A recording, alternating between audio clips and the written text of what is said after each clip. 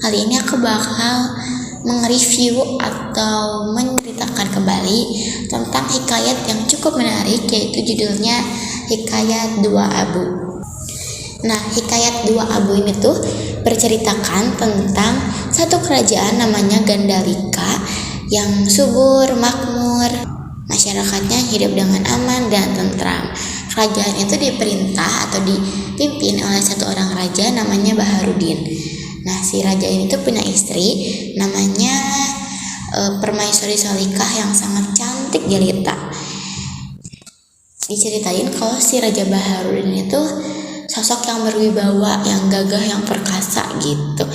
Bahkan digambarkan ayunan pedangnya itu bisa membuat hati orang yang melihat itu bergetar. Terus digambarkan juga kalau mata si Raja Baharudin itu seperti elang yang menjaga sarang anak-anaknya dari gangguan musuh. Jadi si raja ini tuh benar-benar hebat banget gitu, dihormatin sama semuanya gitu. Tapi si raja itu punya kekurangan, diceritainnya nih. Si raja itu kekurangannya cuma satu, belum mempunyai keturunan. Padahal udah nikah lumayan lama nih sama si Permaisuri Salikahnya tuh, tapi mereka belum mempunyai keturunan. Si Permaisuri itu sangat bersedih hati, dan pada satu malam si Raja Baharudin itu terbangun dan ia salat tahajud. Lalu ia duduk bersujud menahan air mata, mencoba mengingat dosa apa yang pernah diperbuatnya sehingga Allah menghukumnya dengan tidak mempunyai keturunan ini. Lalu si Raja Baharudin itu berdoa dan minta kepada Allah seperti ini. Wahai Zat yang Maha Adil, hamba bersujud dalam air mata memohon belas kasih-Mu. Malangnya nasib hamba-Mu ini apabila tidak mempunyai keturunan sama sekali. Apakah kekurangan hamba-Mu ini sehingga Gandalika terancam tidak mempunyai seorang pewaris? Hamba mohon, sudilah kiranya Engkau memberi putra agar hamba dapat mewariskan kerajaan ini kepadanya. Lalu tiba-tiba dari semua arah ia berdoa, terdengar satu suara menggelegar seperti ini. Aku akan memberimu keturunan. Pergilah kau ke suatu desa di pinggir hutan dan bagikan kepada warganya sedekah berupa apa saja. Salah satu dari mereka akan mendoakanmu dan aku akan mengabulkan doanya. Jadi bisa disimpulkan kalau kekurangan kerajaan itu tidak punya keturunan gitu, dan dia tuh takut si Gandalika itu tidak mempunyai seorang pewaris. Jadi dia tuh sangat sedih karena tidak mempunyai keturunan. Tetapi karena dia terus berikhtiar, dia akhirnya dapat perintah kalau dia tuh bakal dikasih keturunan jika dia pergi ke pinggir hutan dan membagikan sedekah gitu.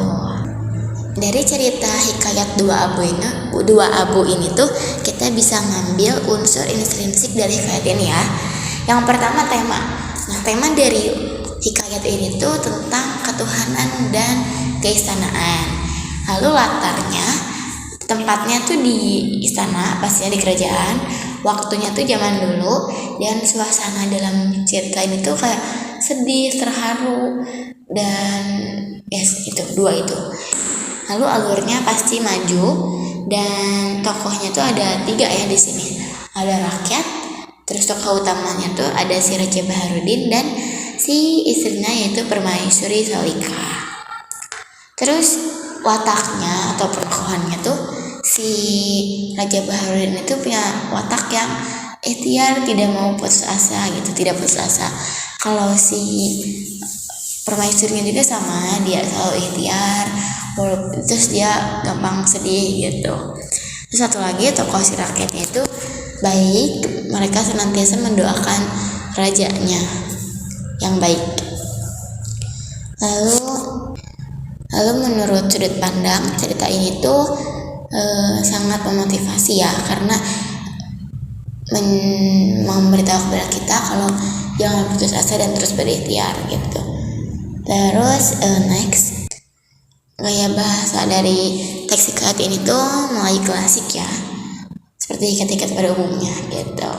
Terus moralnya ini moralnya benar-benar bagus banget, dan ya bagus. yaitu berikhtiarlah hanya kepada Tuhan yang Maha Esa. Jika memiliki iman yang kuat dan kepercayaan yang teguh, pasti akan terkabul. Itu adalah moral dari teks hikayat ini. Lalu teks hikayat ini juga pasti punya nilai yang bisa diambil. Itu ada nilai religius, ada nilai moral, dan ada nilai edukasi. Nilai religiusnya tuh ya kita senantiasa berdoa kepada Tuhan yang Maha Esa. Kalau nilai moralnya tuh kita tetap jangan putus asa. Kalau edukasinya itu ya sama, jangan putus asa dan terus berikhtiar gitu. Dan yang pasti si nilai dari teks hikayat ini tuh sangat relevan bagi bangsa Indonesia saat ini. Karena gini ya, bangsa Indonesia itu baru saja bangkit dari masa pandemi. Mungkin sebagian dari masyarakat Indonesia tuh putus asa terhadap apa yang akan mereka jalani gitu, mungkin hilang semangat seperti itu. Dan di cerita itu diceritakan kalau kita itu jangan putus asa dan terus berikhtiar. Nah, kalau nilai agamanya juga bisa relevan bagi bangsa Indonesia saat ini, karena pada zaman sekarang itu mungkin banyak masyarakat Indonesia yang menjadi kurang beriman kepada Tuhannya. Dan di cerita hikayat ini tuh diceritain kalau kita tuh senantiasa berdoa kepada Tuhan yang Maha Esa, karena Tuhan tuh bisa memberikan kita apa saja gitu.